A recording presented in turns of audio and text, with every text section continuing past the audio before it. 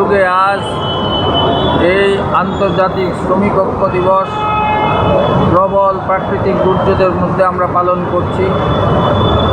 এই কারণে যে একদা রক্তক্ষয়ী সংগ্রামের বিনিময়ে শ্রমিকরা যে অধিকার অর্জন করেছিল, 8 ঘন্টা শ্রম দিবস আজ শতাব্দীর পার হয়ে গেলেও পুঁজিবাদ সেই অধিকারকে কেড়ে নিচ্ছে, রাষ্ট্রে রাষ্ট্রে সেই অধিকারকে কেড়ে নিচ্ছে।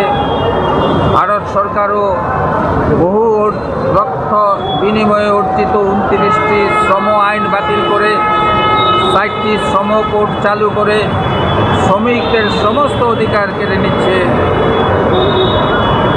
আন্দোলন করবার অধিকার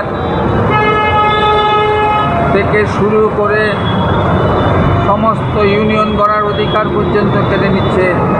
মালিকদের হাতে তুলে দিয়েছে অধিক নিরঙ্কুশ ক্ষমতা, শ্রমিক ছাঁটাই, ক্লোজার, লকআউট ইত্যাদি।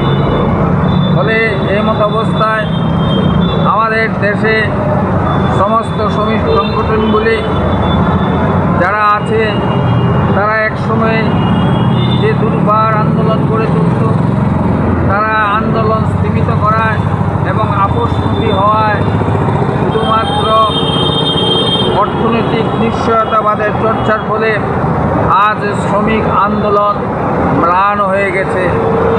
আমরা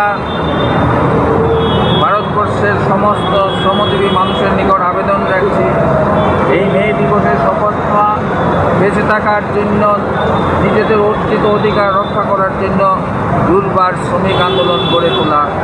ইনকিলাব